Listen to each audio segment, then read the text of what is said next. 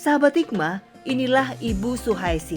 Wanita berusia 60 tahun ini terpaksa menjadi tulang punggung sekaligus kepala keluarga dengan membuat opak singkong, rengginang, dan peyek.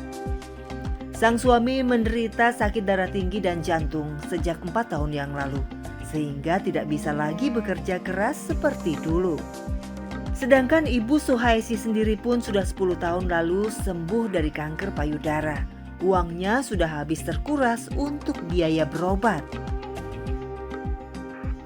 Untuk menopang hidup keluarga, Ibu Suhaisi pun harus memutar otak agar roda ekonomi tetap berjalan.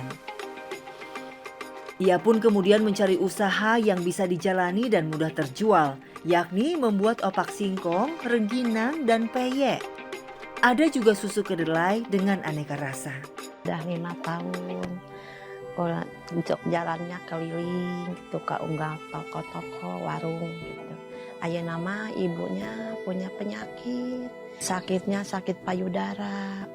Ibunya dioperasi di Sumedang, langsung ke Bandung di kemo. Hasilnya itu kadang-kadang menang, kadang enggak. Kalau 30.000 sehari, kadang enggak. Itu ibunya dipakai beli-beli di rumah. Itu enggak punya uang mah itu sedikit-sedikit lah, oke itu dipaju aja. Tapi sakit jantung bapaknya. Itu diperiksa unggal bulan. Udah periksanya jantung, kolesterol. Opak, rengginang, ulen sisik. Opak, rengginang, dan rempeyek dimasukkan ke dalam bakul dan digendong dengan selendang. Di bulan Ramadan, ia mulai berjualan dari pagi hingga siang hari. Tak jarang, dagangannya tidak habis dan pulang hanya membawa Rp10.000 saja.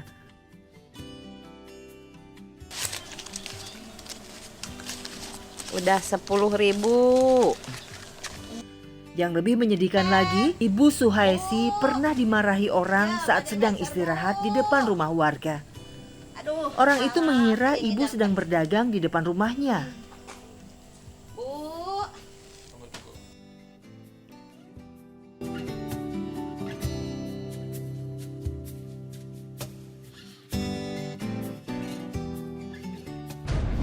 Nah, ibu, dagang we di dieu, kuring ge dagang di dieu teh. Dagang teh yang lari, sakan boga duit. Kalau keur dagang we, ibu, kita napak api ieu teh. Mah ibu tadi nama bagi-bagi rezeki bae, ngider teh ka mana-mana. Kolot, mama, keun bagian ngora. Ya, mangga. Assalamualaikum.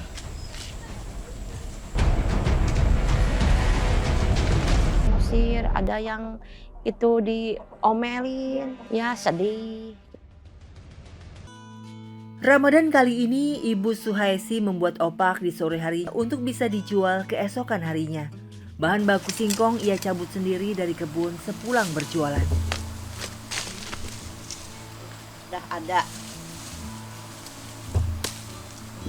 Singkong yang sudah dicabut ia cuci terlebih dahulu lalu dikupas kulitnya. Setelah itu direbus terlebih dahulu.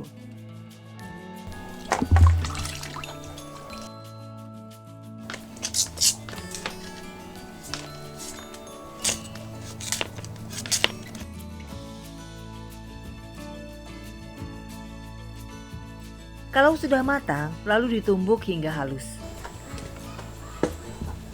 Singkong yang sudah ditumbuk halus, lalu dicetak berbentuk pipih seperti ini. Tuh, dibikin opak.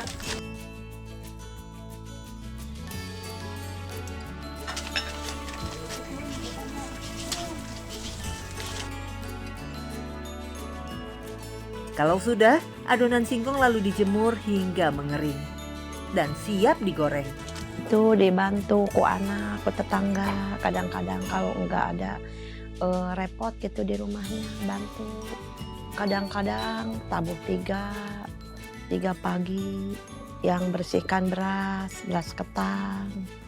Ibunya langsung ke dapur, dikarih gitu, diolah. Udah hancur ini, Bu. Kemana? Itu dikurangan harganya. Tadina gebis gitu. Udah ambil aja. Ya. Kalau bubuk mah nggak apa-apa.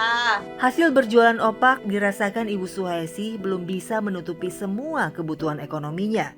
Selain keterampilan dalam memproduksi opak, Ibu juga berjualan susu kacang kedelai. Ia harus berpikir kreatif agar susu kedelainya banyak yang beli. Cara membuatnya cukup mudah. Kacang yang telah dibersihkan Ibu rendam dengan air panas selama 1 jam. Gunanya agar memisahkan bulir-bulir kacang dengan kulitnya.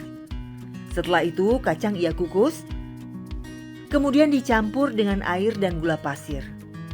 Kacang kemudian di blender hingga tersisa ampasnya saja, lalu saring hingga menyisihkan airnya. Air itulah yang siap diminum menjadi susu kedelai. Agar lebih menarik, beri air susu kacang itu dengan sirup aneka warna. Kacang kedelai Ibu Suhaisi jual seharga Rp2.000 per bungkusnya. Kacang kedelai itu yang putih, yang oranye, yang hijau, yang coklat.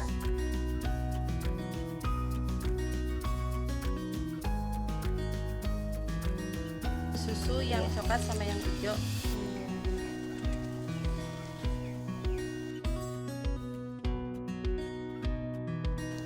Makasih, Ma.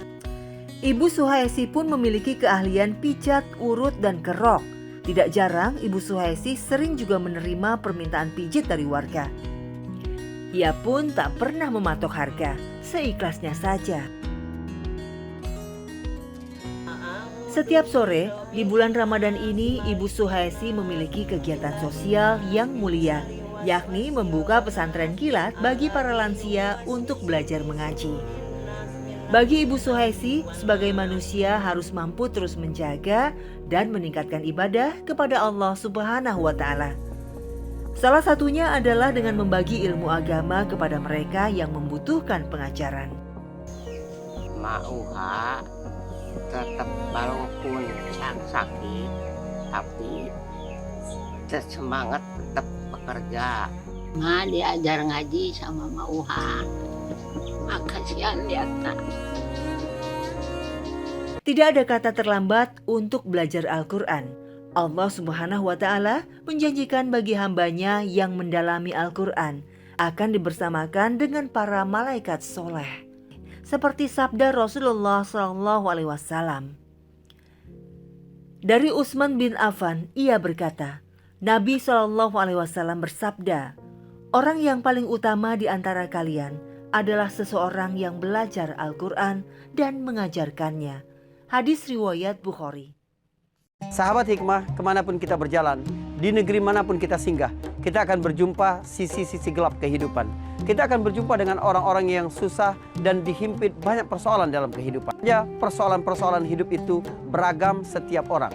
Allah Subhanahu wa Ta'ala menyebutkan di dalam Al-Quran, وَلَنَبْلُوَنَّكُمْ بِشَيْءٍ مِنَ الْخَوْفِ وَالْجُوعِ وَنَقْصٍ مِنَ الْأَمْوَالِ وَالْأَنْفُسِ وَالثَّمَرَاتِ وَبَشِّرِ الصَّابِرِينَ. Sungguh kami akan mengujimu dengan rasa takut, rasa lapar, berkurangnya harta, berkurangnya jiwa. Tapi yang terpenting adalah bagaimana Allah memberi kabar kepada orang-orang yang sabar.